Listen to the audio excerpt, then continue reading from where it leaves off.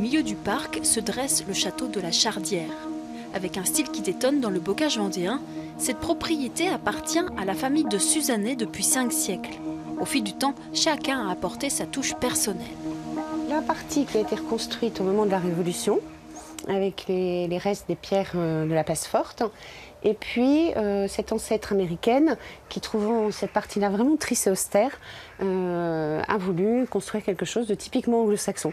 Donc là, c'est vraiment, on est pile à la jonction avec un autre travail fait par Montfort de briques, de granit et de pierre. C'est Nina Fraîche, épouse du fils du général de Suzannet, qui lança les travaux d'agrandissement dans les années 1880. Cette jeune américaine, femme d'ambassadeur, voulait une maison lumineuse, la preuve dans ce salon à conception atypique.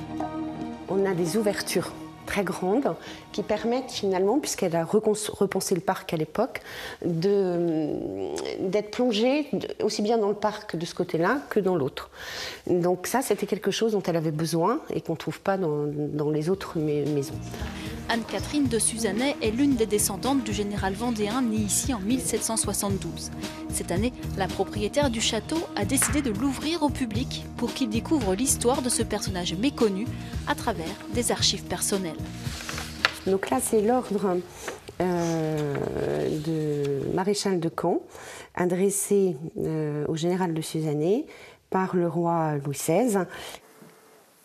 Il a démarré avec Charette, puis après a pris la relève de Charette, mais à ce moment-là, pour beaucoup, la révolution est quasiment finie.